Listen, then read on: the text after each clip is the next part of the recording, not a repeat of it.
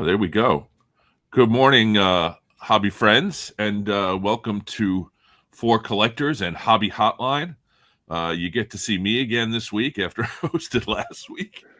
So 2 weeks in a row. But this week is one that when it came up on the schedule, I was like, whoa, damn, this is good. I'm kind of like, Wayne and Garth. I'm not worthy, I'm not worthy. Two of my, heroes in the hobby, Orlando and Dr. Beckett. So Hey, really, Orlando. really happy to see you guys Which one? on the screen and just humbled to be here. Couple things I want to talk about just, right off the top. Orlando, I, like many of us saw your video. I guess it was yesterday, and just wanted to express again publicly, my support and the support of all your friends behind you. I think your video was really a masterclass in courage and dignity, and I salute you and support you, and everybody's behind you. So thank you again for for doing that video and shouting out all the people that were involved. So really, thank you, sir. Well, thank you, Dan, and thanks to community. A lot of people have been asking me how I'm doing, and I don't like to do videos on my personal issues, but I've gotten so many calls, so many texts that I said, you know what, I got to give everybody an update as to what's happening with my health situation, and I just thought it was something that the community support really has really helped me through this whole process. And it's not just about cards. The community is just, about friends. And that's really what it's all about. It's more friends than anything else. And, you and Dr. Jim have become pretty good friends of mine, just like everybody else in this community. So I just want to thank everybody for their support and prayers. Okay. Well, I totally agree with you. The hobby's about cards, and all of us, we have nice cards behind us and everything, but those cards wouldn't be anything if we didn't have anybody to share them with. So I totally join in that thought. So Dr. Beckett, you and I have never met before, but I am very pleased to have met you this morning for the first time. And thank you again for, not again, but thank you, period, for, all your work in the hobby going back decades and making the hobby, doing the great work that you do has really helped all of us over the years. And I'm so thankful that, you've done what you've done over the years, and thankful that you're here today. So good morning, sir. Good morning. I'm always going to get along great with anybody that's got vintage in their name. Vintage trade night. Yeah. I have a series of For Collectors shirts. We have the jerseys that we're supposed to wear, but I don't look good in the jersey. But then we have a series of these shirts for the trade nights, and it's always good to bring them in because they they remind me of good times and being at the National and being at Strongsville and everything. So I want to say hello to the chat. Good morning, Mad City Brew. Good morning, Foul Ball. Philly Joe, how are you? The great Ruben Snyder is here, and of course he is correct. Jim and Orlando are national treasures. Mike Petty is here. Mike Petty, I think you're supposed to open on like 4 different screens so we can put the numbers up, so thank you for that. Good morning, Barry. Stay strong, Orlando, of course. We're all behind you. Adam's Card Closet and the great Mookie Chilson is here. Still groggy from the Mariners Tigers Classic. Thank you for reminding me. 15 innings last night. I cracked a third beer. That's how long that game went on. So it was. I don't have a play. I don't have a stake in the game or anything. But there's always good baseball. Is always something to watch, and that was a great game last night. Did you get a chance to see it, Dr. Jim? I went to sleep after 9 innings or whatever. Yeah, that was just thought. I mean, they're going to stay up for the duration, or I'm going to be in bed with my wife. You think I made the better choice? Yes. Yeah. Even though I got to see it. I'm glad that for the playoffs they stopped that. I guess they call it the ghost runner on second base. Yeah. because I think it just I like it the way it was before. So I'm glad that they eliminated that in the postseason.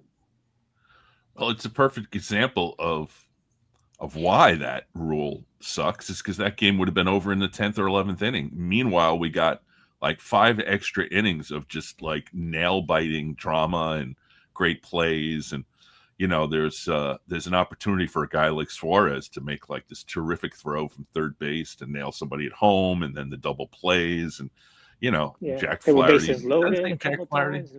whatever his name is, making all those pitches. And so, you know, you don't see that.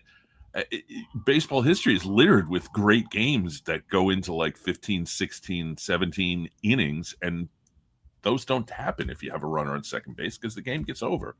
It's like, I've always felt that, you know, trying to streamline the game is sometimes maybe the worst thing you could possibly do. So I agree with you, Orlando.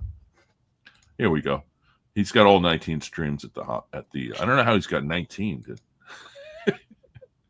So we discussed a little. Orlando and I texted back and forth about some of the topics we might want to discuss. And as I said before we hit the go live, you know, a bunch of older gentlemen are going to talk about some modern stuff. But if anybody in the chat has some issues you want to talk about, or some topics you want to talk about, or anything, let us know, because these two gentlemen here are great hobby minds and can give information and ideas and opinions about things that you know, that would be valuable. So good for that. Good for you guys. And so anyway, we talked about, first thing we were going to talk about was grading Pokemon cards exceeding sports cards, which is something that happened this year. Let me see if I can pull up a screen here.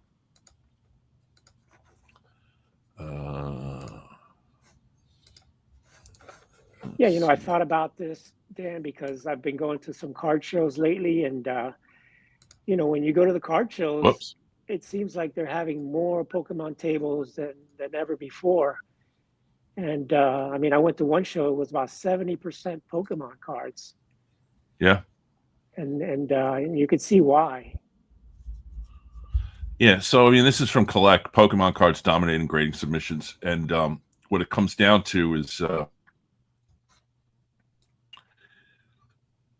59% of all graded cards are Pokemon, and that doesn't include all the other, you know, TCG stuff.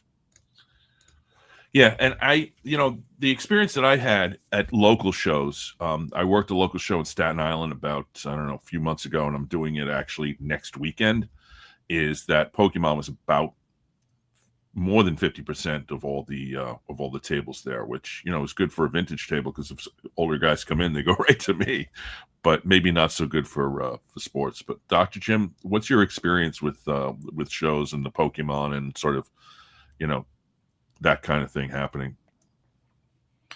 If I went to a card show that had 200 tables, and all 200 tables were vintage or sports cards, whatever, I think, hey, that's going to be a great show. Okay, let's go to the same show, and instead of 200 tables, there's 400 tables. Same 200 from before, but another 200 Pokemon and TCG guys. I'm still gonna. I'm not. I mean, the parking may be a little. It may be a little bit bigger crowd, but I'm welcoming. I think they're bringing some energy, and I hope many of them will migrate. What I don't want to see is a shrinkage in sports, in the sports area. The increase in Pokemon, eventually, I'm hoping that's going to be a positive. Well, I think one of the things that, yeah, I mean, the experience at shows can be a little off-putting because it's out of your element. But in terms of just the money coming into the hobby, I think that, you know, it's keeping, if the grading companies are making lots of money grading Pokemon cards, and that's helping them improve their business, then yeah, I'm all for it also. It's not taking money from, it's new money coming in. It's different money. So It's not like if you were set up at a show and you thought, well, I didn't do that well at this show. It's not because of the Pokemon dealers. I mean, if people want Pokemon, then go to those guys. you need to market your own stuff. If our hobby of sports card collecting is doing well, then these other ancillary hobbies, I wish them well. I hope they keep flourishing, but we need to mind our own garden. Yeah, I agree with Dr. Jim. I mean, it's new money coming in, new collectors that maybe have never been in the hobby before. I do see some sports guys getting into Pokemon, where they kind of have a few Pokemon maybe in their case. But I just think that it's all new people coming in, new money coming in, and I see a lot younger crowd and a lot more kids getting involved in the Pokemon. And I think, like Dr. Jim says, it's a good thing.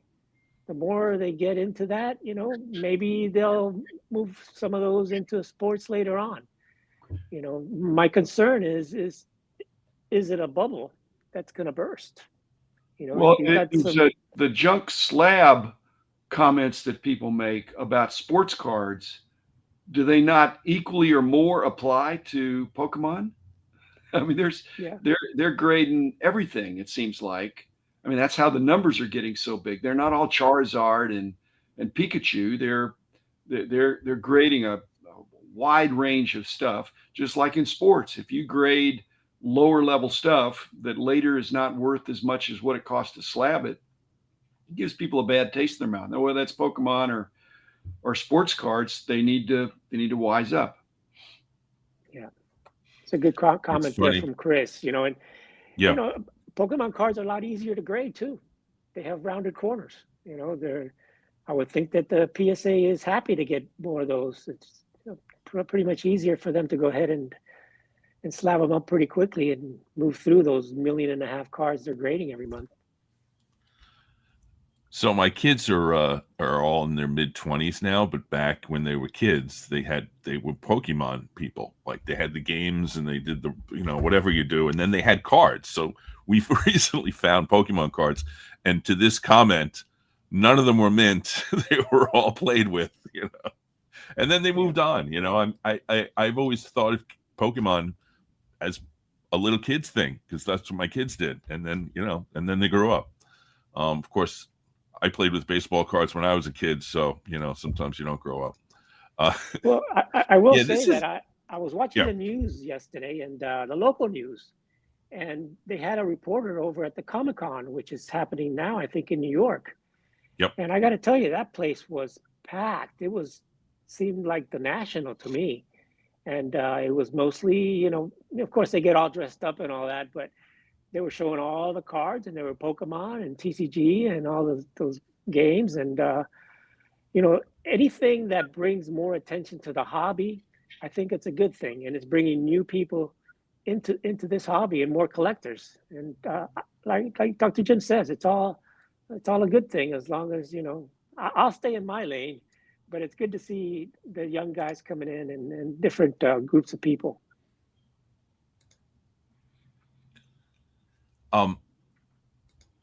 So yeah, I mean it's a different world, and I don't necessarily understand it. But there's a comment here. Dan, that's a really interesting comment. I mean, Rex is a really savvy business guy. If he's correct, then that's not a bad thing. What it means, because baseball cards did not have a bubble when COVID, the first year or two of COVID. It was it peaked. I mean, it had a big surge, let's call it, a big tsunami almost, and things went to world record prices at that time. And then the next couple of years it moderated. Well, now it's back again. And so Pokemon, so that there's been an ebb and flow. So if Rex is correct, then right now we're in that surge for Pokemon, and then it may go down more reasonable, establish a plateau, and then continue to grow. I think it's here to stay. I mean, there's just too many people that think it's a fun thing. It's fun and it's rewarding. Yeah, I agree completely with that.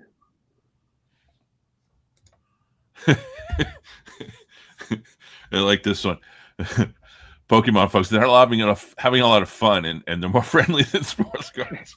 Well, I will you tell you, know, at the shows that I went to the show here in Palm Beach, and like I said, it was mostly Pokemon. But it wasn't just old guys like us as the dealers. There were women there, a lot of women yeah, dealers, a lot of young couples that were there. So it was good to see a different variety of the people that collect Pokemon versus the guys that collect.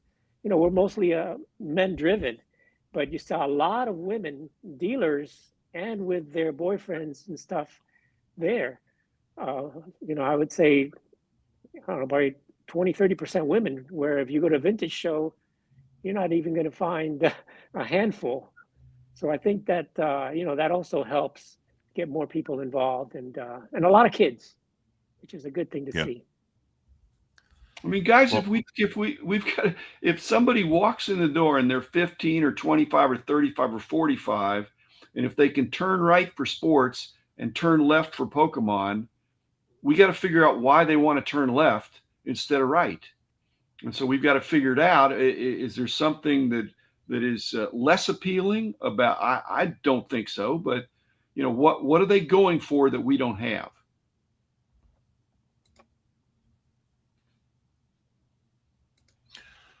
well, I mean, I talked about this recently on a podcast about nostalgia, and a lot of it, I think, if my kids, my boys and my daughters, who were also into Pokemon, decided to start collecting Pokemon cards, it would be basically because it brings back great memories from their childhood, which is kind of part of the reason we're all collecting baseball cards. So there's some of it to that, but like the 12, 13, 14-year-old kids with the Zion boxes running around, I don't know what the motivation is, why they would turn to that instead of sports. It's just a personality thing. That last comment, Dan, the Pokemon people really are not looking like we are at scarcity or numbered stuff like that, because there are no numbered cards in Pokemon. And there's a Pokemon card that they put there earlier with the Pikachu hat or something on there. There's Right. 40,000 of those cards graded PSA 10s. 40,000. And that card is over $1,000. You would think that with so many of those graded PSA 10, it wouldn't be worth that much. If it was a baseball card, 40,000 of those graded at 10, I don't think there's any baseball card in that matches that up that would be over $1,000 card, a four-figure card like that.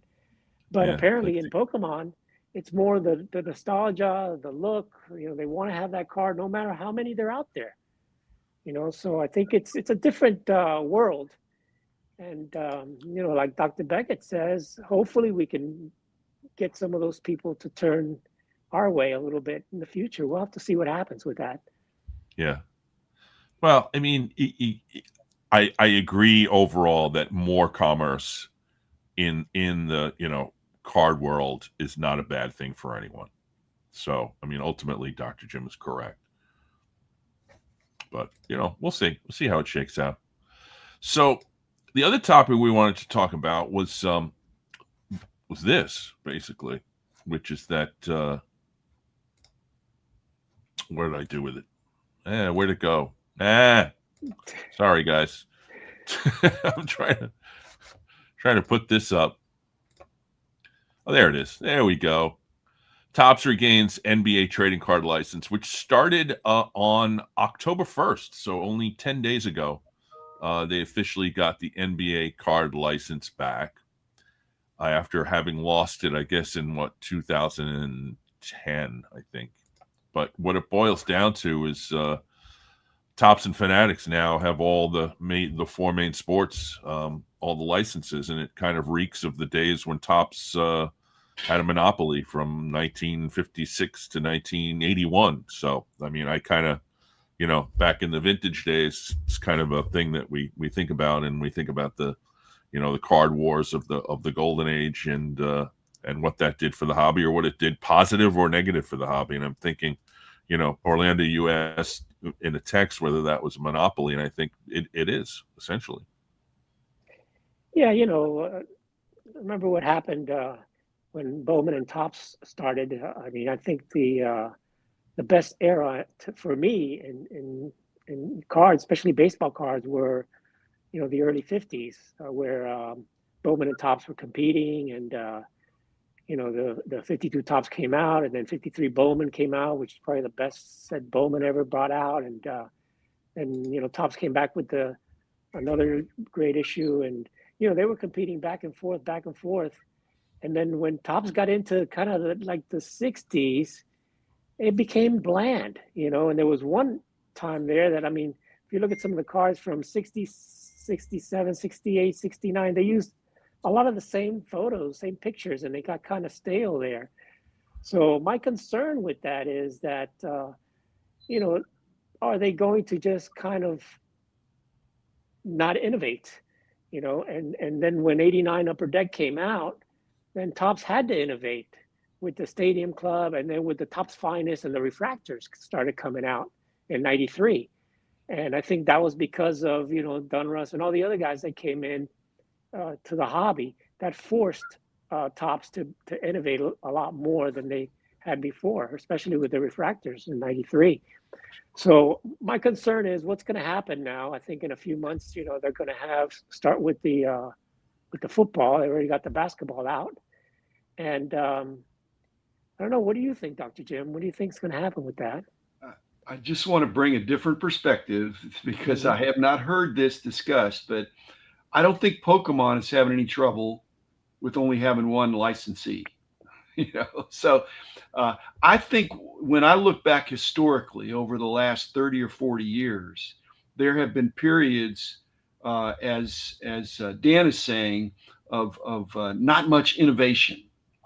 But there have also been periods of over innovation, where when you have multiple licensees, they're each trying to out produce, out innovate, out create, outdo each other, almost to absurd levels, which is not necessarily good for the customer. I don't think it's.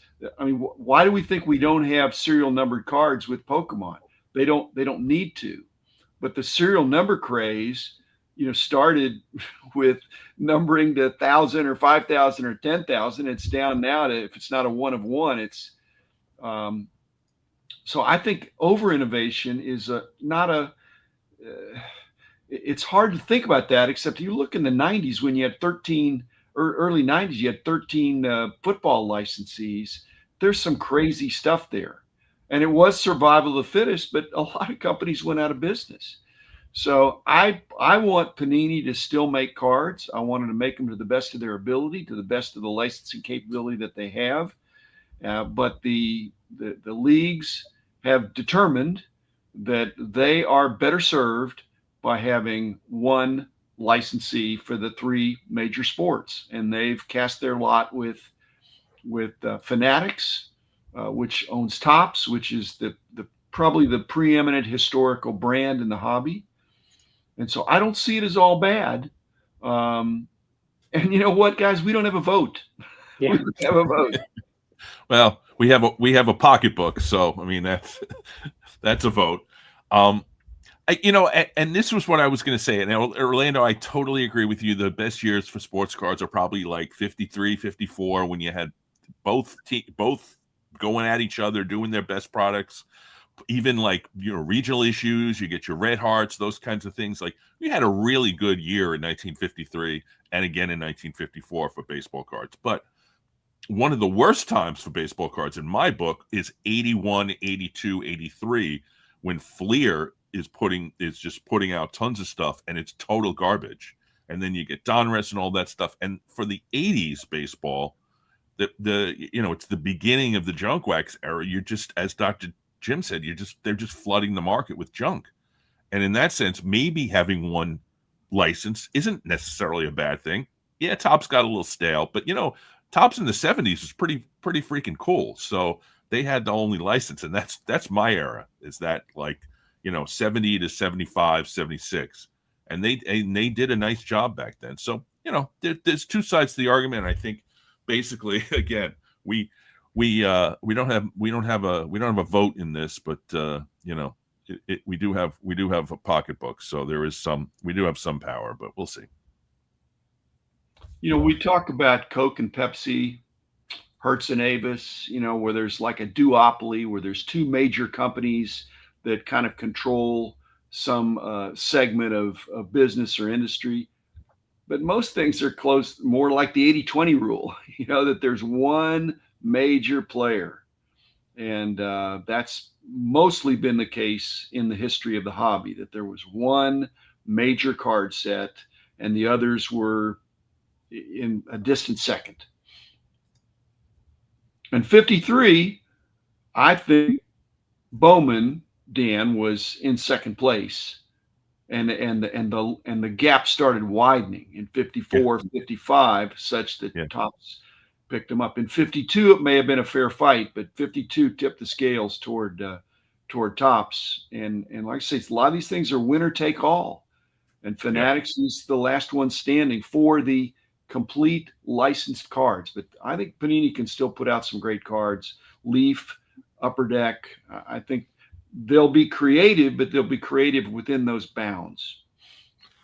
Yeah, I think Leaf is being very, very creative, as far as what they're coming out with, the patch and the autos and combinations. And they're coming out with a lot of things, not just sports, with a lot of different, movies and shows and things like that. And, I like to see some of that innovation continue. And Panini, of course, they're going to continue. They're not going to give up. And I do like their cards also. It's just a shame that you won't be able to see, the logos and the shirts, with the teams and things like that on the cards. But, it is what it is. That's the future. Yeah, I mean, I get this. I get Can this I respond comment. to Ryan? Yeah. Go ahead, Dr. Jim. No, the whole point of the too much innovation is too many choices. So loving fewer choices, less than infinity, is rational. I want choices, but I don't want so many choices that I throw up my hands and I'm confused. And there are some products that are like that. And there have been some periods in the hobby where you got burned because there were too many choices, and some of them were not well thought out. I echo that. I mean, I think that there's choices and then there's quality. When you're buying cards, you want a card that has quality to it. And if you're putting out 1981 Fleer, that's not quality. I don't want that card in my collection. I'm not going to buy that product if it comes out. If it's and so what you're talking about, essentially, I think what we're agreeing on is that you want somebody to put out product that you feel proud to go and buy, and if there's too much, you're going to get a bunch of junk. Yeah, and you also have to look at long term. Which are the cards that are going to be more desirable in the long term? The ones that are officially licensed, or the ones that are not? Yeah. Which cards are the ones that the collectors are going to want to gravitate a little more towards? That's another question I think we could throw out there. Well, I don't think we're ever going to agree on this one. No, it's more complicated than that, because we're talking about partially licensed and fully licensed. There's cards out there that are not licensed at all. There are these custom cards. Who's to say that in 10 years, some super creative, highly artistic card that's a custom card is something that, sorry about that, is the key card that somebody wants of a player, because it's so ornate and so unique. So one of a kind. You're right. 10 years, who knows? Yeah. Well, I mean, I think Ryan's point here is good, is that, competition does breed, in some respects, better products, as we saw in 52 and 53. But, you end up, ultimately, the cream rises to the top. And I think we can agree on that, certainly. Well, no, but it's not, it's more complicated than that. We're not barring somebody from entering. The leagues determined, they looked at the landscape and saw Panini, saw Topps, saw Upper Deck, and made a choice. So it wasn't sight unseen. They saw the body of work and the potential, and the bankroll and all that stuff and the marketing plan, and they made a choice. So it wasn't, and it was preemptive. I'm not saying that, but it wasn't like there was a new company coming in and they wanted a chance. Yeah. They definitely saw the money, that's for sure. Well, yeah, I mean, Panini had 15 years of being able to be the exclusive license, and frankly, I don't think they did a great job with it. But that's my opinion. But maybe, Dan, there was a perception that they over innovated in terms of taking things to extreme levels in terms of the parallels.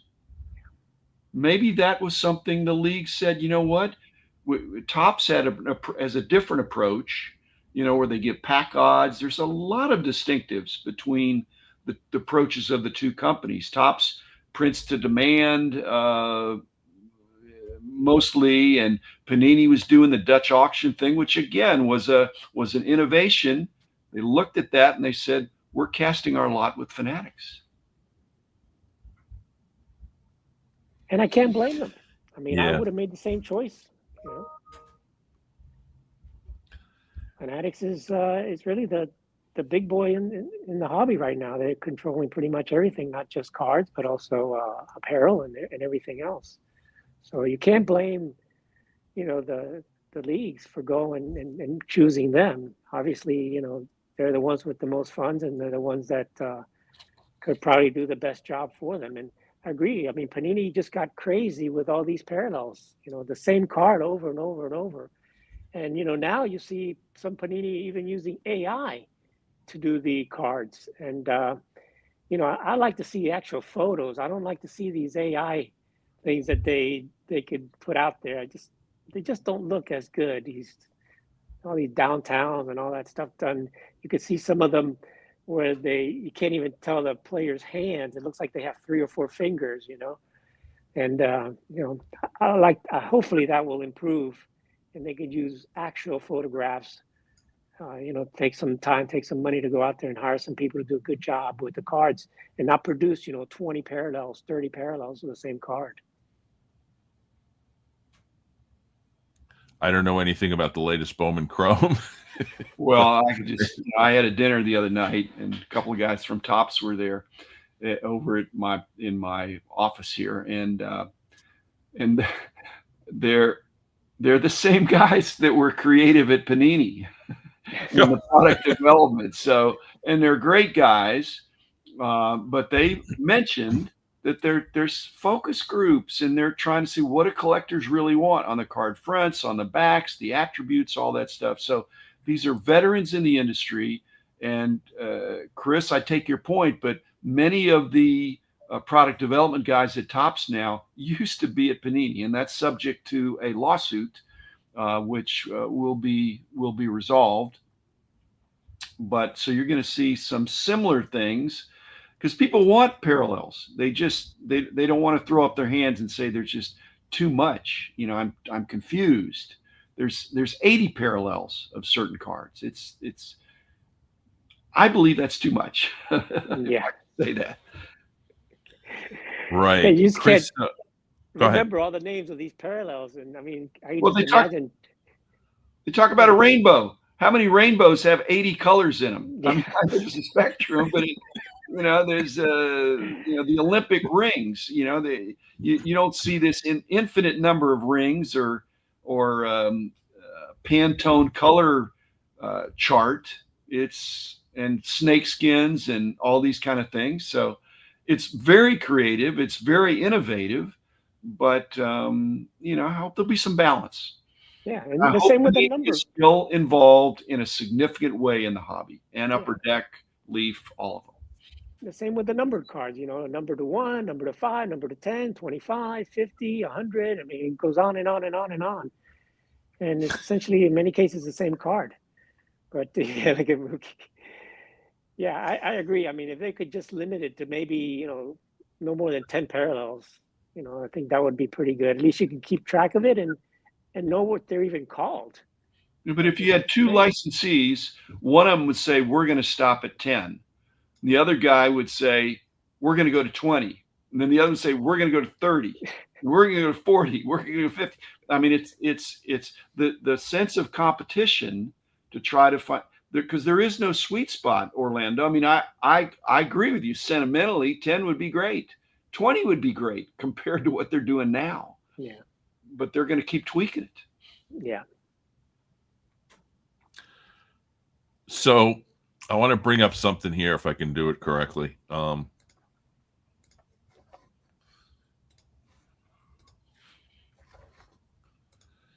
There we go. $40,000 for 10 cards. Yeah, that's. I remember when I went into the grocery store in 1970 and put 12 cents on the counter and got my 10 cards. So it's a little different these days. $40,000 for 10 cards. And somebody did the math and somebody looked up what like the best cards for these sell for. And you don't even get a card. If you get like the best card, it's going to get like $15,000 to $17,000. So you're at a losing proposition, I think, from pretty much from the get-go. And what's interesting about this is that let me do the stop the screen. There we go. I mean, are they going to come? What's interesting about it? Box or something? I think $40,000. Yeah, they said this like high end, but I think that's gone way. It jumped the shark already. Yeah. It ties into like the other issue that I want to talk about in this whole overpricing, overprinting thing, is that the only people that can afford to buy a $40,000 box or really care about this product are breakers. So what it really boils down to is that you're going to spend, or somebody who can afford to buy into this is going to spend $4,500 or $5,000, whatever the breaker needs to make money on this to get one card. And it's really dangerous because most of these cards are not going to be worth $4,000. In fact, most of them are going to be worth virtually nothing. Not nothing. Let me take that back. They're going to be worth money, but not the kind of money that you're going to spend. It's a losing proposition, literally, for everyone except the breakers. No, the breaker has to believe in the product. They have to put their money out there saying, I believe I can move this product into my breaking community. If they're wrong about that, then they're sitting with a bunch of product that they bought that they can't move at the prices they thought they could move. Now, if they've got it all pre-sold, that's great. But I agree with you, except that don't throw the breakers under the bus. If the breakers got together and got with the card companies and said, you know what, you're just pricing this stuff too high. And they probably are saying that in some cases. The only problem with that is that the higher the price of the product, if they're making a percentage margin, they're making more money with the higher priced products. But somebody's got to say no, and it could be the breakers to say, I have a breaking community, I have a brand to protect, and if I put stuff out there that people are going to be consistently losing, then it's going to hurt the hobby and hurt my brand. Let me flip that back. Let me flip that back on you, Dr. Jim. My thinking is that the prices going up, I think, are because of breakers, and I think that breakers do not necessarily have a motivation to have lower prices, because higher prices are a barrier to entry for the customer, for the breaker. Because if you see a box for a small amount, you can just buy the box. If the box is too much for you to afford and you can only afford to get a fraction of that box, like one spot or two spots, then you can become a customer of the breaker. So in essence, the breaking companies are better off having higher prices that their customers can't afford to buy the entire product. Does that make sense? For sure. That's true for sure. I mean, you wouldn't, I agree, but you're in a situation where there is no, hopefully Fanatics is not going to create some kind of monopoly of breakers, where they're required to sell at a certain price or to do certain things in order to get product. If it's free out there and breakers can price it the way they want to price it, then people can say, I'm going to buy from this breaker and not from that. And there'd be some pressure to not overprice products. I mean, if they're going for, if they're going for the SRP, the first thing that starts is the card company puts out a product that they're pricing at a level that they think they can make money, or they actually know they're going to make money. And the breakers have to jump in and say, I think I can make money on this too. And they make money two ways. One is they can make money just at the SRP if they can sell out their break with their appropriate markup. But if the secondary market drives the product up, that's where they make the really big bucks. And it has to that's what we get for being in an unregulated industry. It's the Wild West, and it's exciting if you make good choices. If you say, hey, this product is going to be hard to find. It's got, but not what you said, Dan, of the best card out of a $40,000 product is not equal to the price of the product. That is not what people are looking for. Their investment decisions, their buying decisions are based on an unrealistic approach to, this is the best card I could get. And so just like when you're looking at the big state lotteries, they're looking at the giant payoff, and they're, what's the best I could do? So I think that mindset is still there. People are not doing the math, which you just did, Dan. That's why you're not going to buy into that, because it's not a good deal. Yeah, it's obviously working for them because it's working because you're not the customer. I'm not the customer. When those customers, not us smart old guys, say one thing, it's when their customers say, you've gone too far. Yeah. Well, Dan, it's a little different nowadays. You've got a lot of these younger professionals coming into the hobby. Many of them, they're not married, they don't have kids, they've got money to throw out there. And for them, it's a gamble, and they're enjoying it, and they've got money to spend. I mean, look how the stock market's done well. Gold is at its highest. A lot of people have taken money out of Bitcoin, and they're enjoying it doing this because they don't have a family, they don't have kids, they may not even own a home. For us, when we were growing up, I got married young, I bought a house young, I had kids early. I couldn't throw out all this money, but nowadays it's a different world. So I think that you've got a lot of young guys there with money to spend, and they're going after some of this stuff, and the breakers are doing well. I mean, I don't hear any breakers complaining that they're not making money, they're not losing money, and obviously it's going to continue. I mean, I think eventually you'll have less breakers, and Whatnot supposedly is cracking down a little bit on some of that, and mystery boxes and stuff like that. But the hobby's strong. It's stronger than it's ever been. It's not our cup of tea, but there's definitely a huge market out there, and that's why the manufacturers are able to price these products so high.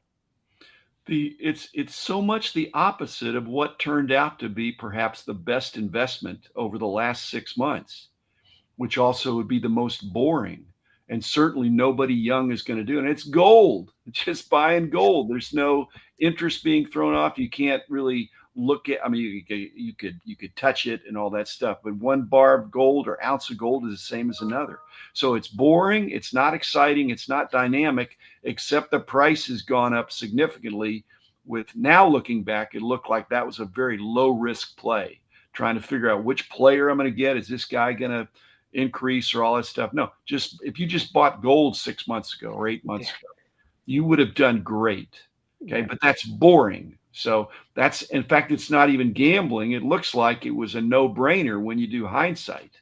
You think, here were the macroeconomic conditions. It suggested, wow, that's, and some people got in on it.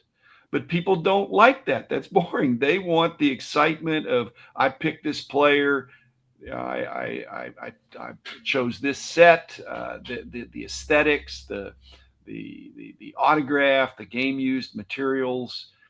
It sings to them. It's a story. Where gold is not a story.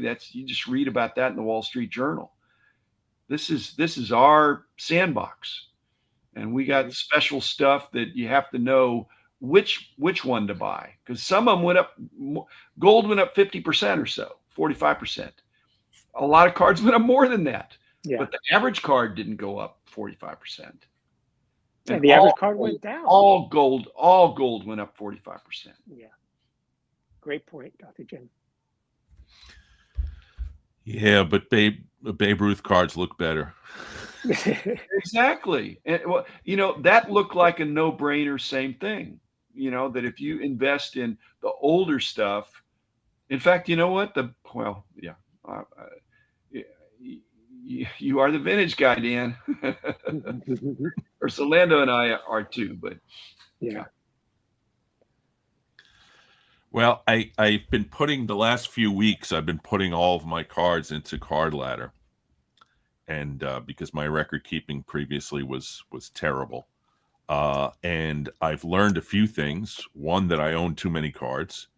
And two, that the cards that I bought have, for the most part, kept or done better value-wise than when I bought them. And I made some really good decisions and some not great decisions. But ultimately, if I were to invest in anything in the hobby, a vintage baseball seems to have done pretty well for me. So I feel like, it's again, like Dr. Jim said, in a way it's kind of boring because everybody knows like your Babe Ruth card is going to go up in value, but not everybody, playing the game and being able to pick the star that's going to take off makes you feel smart and makes you feel like you know what you're doing, and it's fun and it's exciting, and it's almost like being in the sports book of a casino where you go in and pick the game, you pick the underdog and they win on the money line, and suddenly you're the smartest guy. It's not only vintage, Dan. If you've been looking at the market lately, a lot of the 80s cards, look at the 89 Griffey in PSA 10. It's basically doubled in the last 6 months. Some of those Topps Tiffany cards, the Bonds Tiffany, traded, all those cards have really shot up because people are realizing those are a little more limited as far as, the junk wax era. So there are a lot of cards that are going up, and, all of this is great. The hobby's hot. And, what's that saying that the high water lifts all boats eventually, or whatever it is. And I think that's what's happening. I think, there's a lot of stuff that is going up in value, but there's a lot of stuff that is going down, and that's a lot of the real modern stuff too. That's part of the interest in the hobby is that gold, you just, I can't show you my gold. All gold is gold, but the hobby is multifaceted, just vintage versus modern or ultra modern, or all these kind of things, different sports. And so the allocations, in your gold, what is your allocation? Where you get Krugerrands as opposed to something else? I mean, basically in card industry, you have so many choices of where to put your money. And you could be a buy and hold kind of person like some of us are, or you could be a flipper, but what's going to be the next hot thing? And switch lanes, switch categories. I actually like to stay in my lane, but there's some young people that have done great by trying to find the next great player or the next hot sport. It's exciting. It's fun. It's more exciting. Yeah.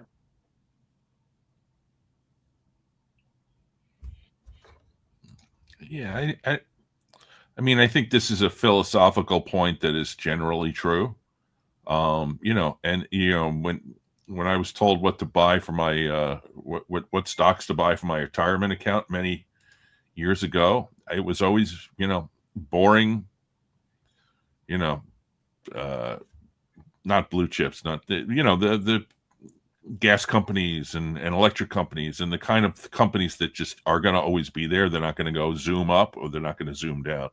So, they're going to slow gain, which is kind of what I have behind me. So same concept. They brainwashed us all into grading our cards. Well, yeah.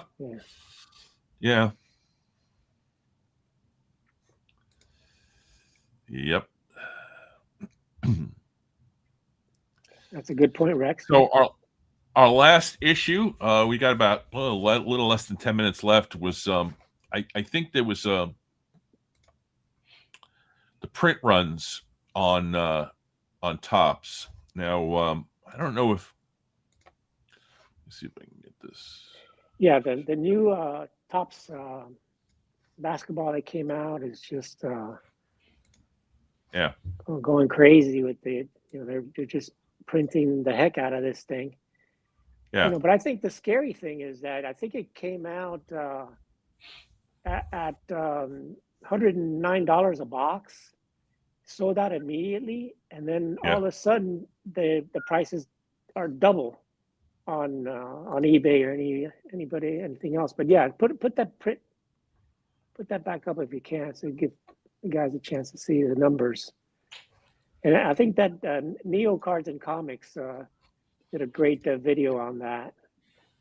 Yeah, let me see how I can get this up. Yeah, it's this is a screenshot from an Instagram from Neo, and then Neo did a video on this. And the odds are pretty brutal, but his point, and I disagree with him ultimately, was that they're printing it to the moon, but it doesn't matter. It's a flagship product, and there's going to be a lot on the market, which I don't know what how he came to that conclusion. I mean, always the history of baseball cards or sports cards in general are littered with bad decisions based on overprinting. I mean, we literally, have they weren't given a pejorative name to an entire era that is junk, essentially, because it was overprinted. So, I mean, are we back in a junk wax era? Dan, that's hindsight. There were takers when ProSet was putting it all that stuff out there and printing many extra millions or billions of cards. There were people giving it shelf space. So there's culpability throughout. So Topps is not just printing it up, hoping they have a marketing plan, and they could have priced it higher, but they're getting off the mark here. Sounds like with a real winner for their first products. Increasing sales is good, and and distributors being able to not have to mark things down, to mark things up a little bit is generally better than marking them down in this industry. When it doubles overnight, that looks like a mispricing, and Topps shouldn't be happy about that unless they are so sinister that they did that on purpose to get people excited about we're back, we're here with basketball. Well, I mean, I think that the stats show that more than half the products are opened immediately by breakers. So I think that they're scooping up everything as fast as they can, and then that's why the box prices have gone up. But like Dr. Jim said, overnight the prices doubled from what you could buy them at Topps the day before.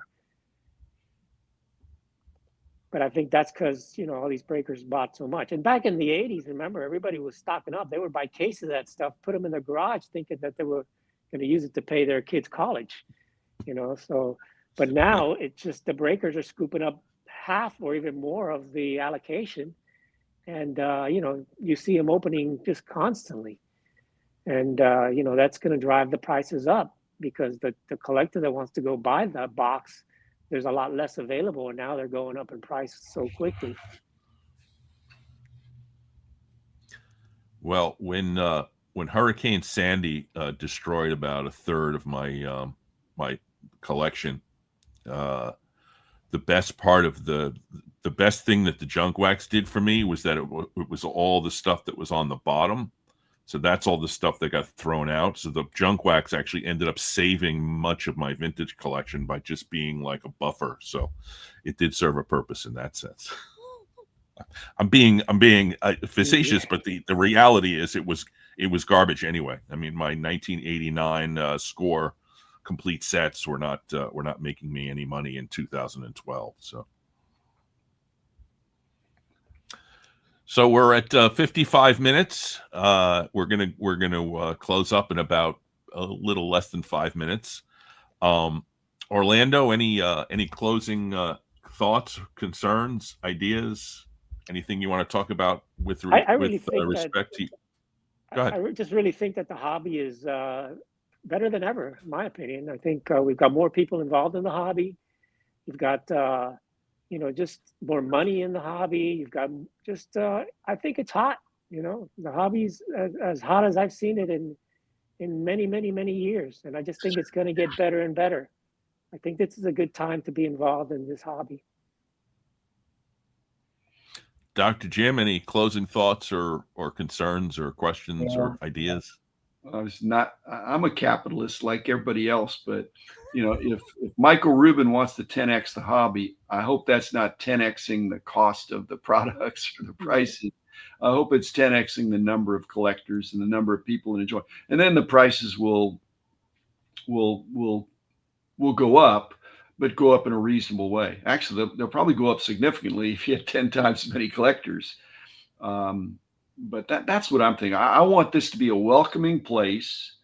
And so our cousins kind of are the Pokemon people. They're already collectors of sorts.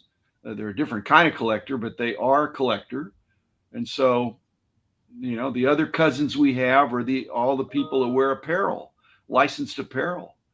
And I'm hopeful that Michael Rubin and the Fanatics, the larger Fanatics entities, the other group of cousins we got are the gamblers, and Michael Rubin's trying to get a foothold there. And some of them are coming into sports cards. So maybe that's the 10X, is that that sports cards. And what Chris was saying, that in uncertain economic times they go to collectibles, but I really think they go to established collectibles. They don't go to untested collectibles.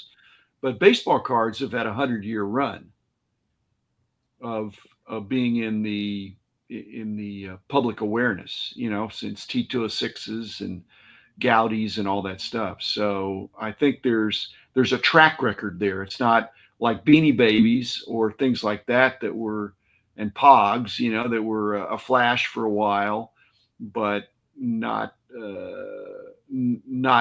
stood the test of time. So I want this to be a welcoming place. And when people come in, I want them to have a good experience so they'll stay. And that's what I'm committed to. Well, I join in that sentiment.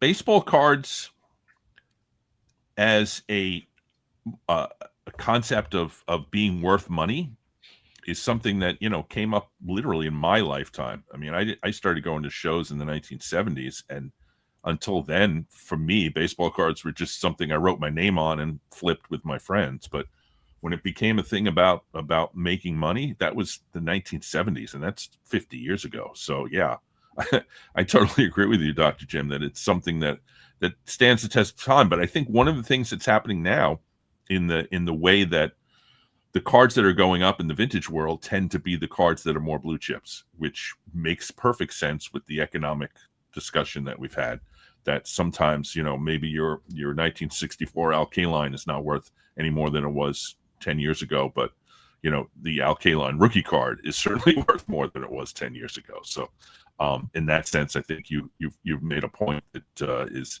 economically sound. So I am again extremely honored to have been on a panel with two of the hobby greats, and two great individuals who have done so much for my personal hobby. And that I am not only humbled but appreciative of both of you. So thank you, gentlemen, for both joining me today, and I hope to have more discussions in the future.